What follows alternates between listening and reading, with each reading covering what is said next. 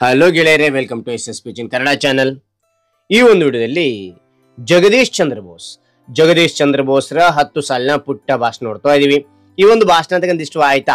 ಇಷ್ಟು ಹೋದ್ರೆ ಒಂದು ಲೈಕ್ ಅನೇಕ ವಿಡಿಯೋ ತಿಳಿಬರೋ ಸಮ ತುಂಬ ಸಿಗುತ್ತೆ. ಇನ್ನೊಬ್ರು ಶೇರ್ ಮಾಡಿ ನೋಡ್ರಿ ಸಾಧ್ಯ ಅಂತ ಅನೇಕ ವಿಡಿಯೋ ಚಾನಲ್ ಸಬ್ಸ್ಕ್ರೈಬ್ ಆಗಿ. ಹಾಗೆ ನಿಮಗೆ ಯಾವ ರೀತಿಯ ಭಾಷಣ, ಯಾವ ರೀತಿಯ ಪ್ರಬಂಧ ಬೇಕಂತೇಳಿ ಕೌನ್ಸಿಲಿಂಗ್ ಕಾಮೆಂಟ್ ಮಾಡಿ. ಆ ರೀತಿಯ ಪ್ರಬಂಧ ಮತ್ತು ಭಾಷಣ ತೆಗೆಯಲು ನಾನು ಪ್ರಯತ್ನ ಪಡ್ತೇನೆ. ಹಾಗಾದ್ರೆ ಈ ಒಂದು ಭಾಷಣ ನೋಡ್ತಾ ಕೇಳ್ತಾ ಹೋಗೋಣ ಬನ್ನಿ. ಯಾವ ರೀತಿ ಮಾಡೋಕೆ ತಿಳಿಸ್ತಾ ಹೋಗ್ತಾನೆ ಬನ್ನಿ. ಈ ಒಂದು ಭಾಷಣ ಮಾಡಿ ಒಂದು ಸೂಚನೆ ಏನಂತೀರಾ, ಇಲ್ಲಿ 1 ರಿಂದ 10 ಪಾಯಿಂಟ್ ಕಂಡು ಬರ್ತವೆ. ನಿಮ್ಮ ಭಾಷಣದಲ್ಲಿ 1ನೇ ಪಾಯಿಂಟ್, 2ನೇ ಪಾಯಿಂಟ್, 3ನೇ ಪಾಯಿಂಟ್ ಅಂತ ಹೇಳ್ತೋಬೇಡಿ. 1 ರಿಂದ 10 ಪಾಯಿಂಟ್ ಚೆನ್ನಾಗಿ ಕಲ್ತಿರಿ, ಪರ್ಫೆಕ್ಟ್ ಆಗ್ರಿ. ಅದಾದ ನಂತರ ಏನ್ ಮಾಡ್ತೀರಾ ಅಂದ್ರೆ ಪಾಯಿಂಟ್ ಬಿಟ್ಬಿಡಿ. ವಿಷಯವನ್ನು ಸ್ಟೆಪ್ ವೈಸ್ ಹೇಳುವಾಗ ಎಕ್ಸ್ಪ್ರೆಷನ್ ಕೊಡ್ತಾ ಅವಾಭಾವದ ಮೂಲಕ ಏರಿಳಿತ ಧ್ವನಿ ಮೂಲಕ ಹೇಳ್ತಾ ಹೋಗಿ ನಿಮ್ಮ ಭಾಷಣ ಕೇಳೋರಿಗೆ ಅದ್ಭುತವಾಗಿರುತ್ತೆ. ರೈಟ್? ಹಾಗಾದ್ರೆ ನಾನು ನಿಮಗೆ ಇಲ್ಲಿ ಪಾಯಿಂಟ್ ವೈಸ್ ತಿಳಿಸ್ತಾ ಹೋಗ್ತೇನೆ. ಓಕೆನಾ? ಇಲ್ಲಿ ಮೊದಲನೇ ಪಾಯಿಂಟ್ ನೋಡಿ, ಎಲ್ಲರಿಗೂ ಶುಭೋದಯ. ಎಲ್ಲರಿಗೂ ಶುಭೋದಯ. 2ನೇ ಪಾಯಿಂಟ್, ನನ್ನ ಹೆಸರು ರಾಜು. ನನ್ನ ಹೆಸರು ರಾಜು.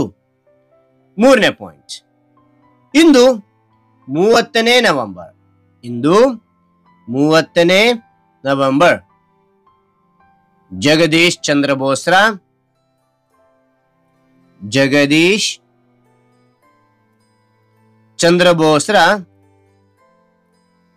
ಜನ್ಮದಿನ.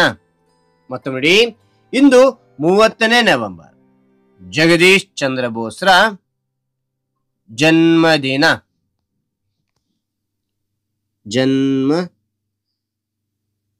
ಚಂದ್ರ ಬೋಸ್ರ ಜನ್ಮದಿನ. ಓಕೆ. 4ನೇ ಪಾಯಿಂಟ್ ನೋಡಿ, ದೇಶದ ಮೊದಲ ಆಧುನಿಕ ವಿಜ್ಞಾನಿ ಎಂದು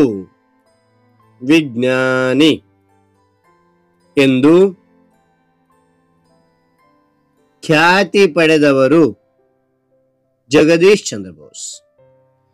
ದೇಶದ ಮೊದಲ ಆಧುನಿಕ ವಿಜ್ಞಾನಿ ಎಂದು ಖ್ಯಾತಿ ಪಡೆದವರು ಜಗದೀಶ್ ಚಂದ್ರ ಬೋಸ್. ಜಗದೀಶ್ ಚಂದ್ರ ಬೋಸ್. 5ನೇ ಪಾಯಿಂಟ್, ಅವರು ಬಂಗಾಳ ಪ್ರಾಂತ್ಯದ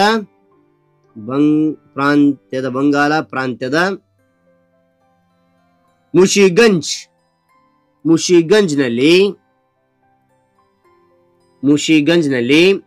1858 ನವೆಂಬರ್ 30ರಂದು ಜನಿಸಿದರು. ಮತ್ತು ನೋಡಿ, ಅವರು ಬಂಗಾಳ ಪ್ರಾಂತ್ಯದ ಮುಷಿಗಂಜ್ ನಲ್ಲಿ 1858 ನವೆಂಬರ್ 30ರಂದು ಜನಿಸಿದರು. 6ನೇ ಪಾಯಿಂಟ್, ಅವರ ತಂದೆ ಭಗವಾನ್ ಚಂದ್ರ ಬಸು. ತಾಯಿ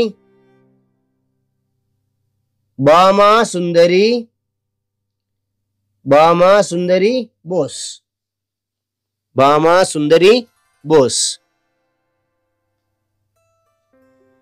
ಪತ್ನಿ ಅಬಾಲಾ ಬೋಸ್.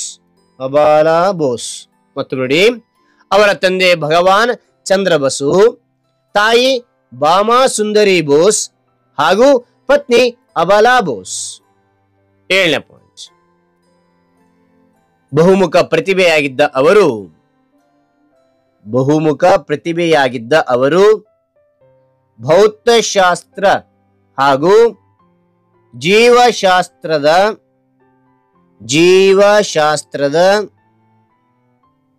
ವಿಜ್ಞಾನಿಯಾಗಿದ್ದರು.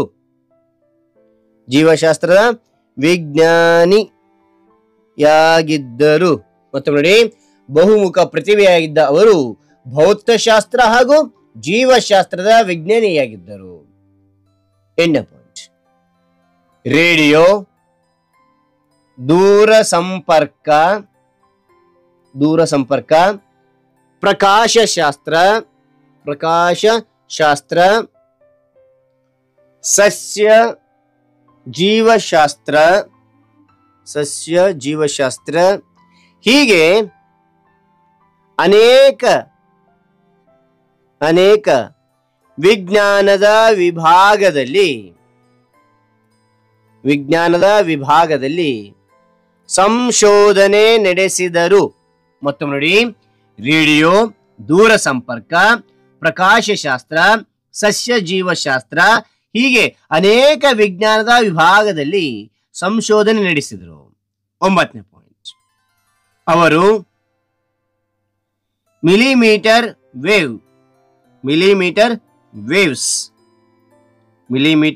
ವೇವ್ಸ್, ರೇಡಿಯೋ, ಕ್ರೆಸ್ಕೋಗ್ರಾಫ್, ಸಸ್ಯ ವಿಜ್ಞಾನಗಳಿಂದಾಗಿ ಪ್ರಸಿದ್ಧಿ ಹೊಂದಿದ್ದರು. ಮತ್ತು ನೋಡಿ, ಅವರು ಮಿಲಿನಿಯರ್ ವೇವ್ಸ್, ರೇಡಿಯೋ, ಕ್ರೆಸ್ಕೋಗ್ರಾಫ್, ಸಸ್ಯ ವಿಜ್ಞಾನಗಳಿಂದಾಗಿ ಪ್ರಸಿದ್ಧಿ ಹೊಂದಿದ್ದರು. 10ನೇ ಪಾಯಿಂಟ್, ಅವರಿಗೆ ನೈಟ್ಹುಡ್ ಪ್ರಶಸ್ತಿ,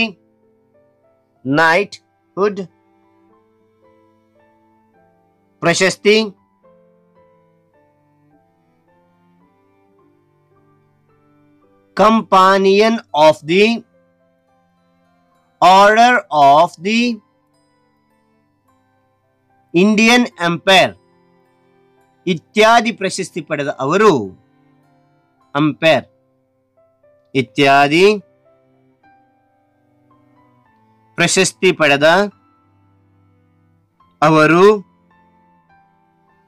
ನವೆಂಬರ್ 23,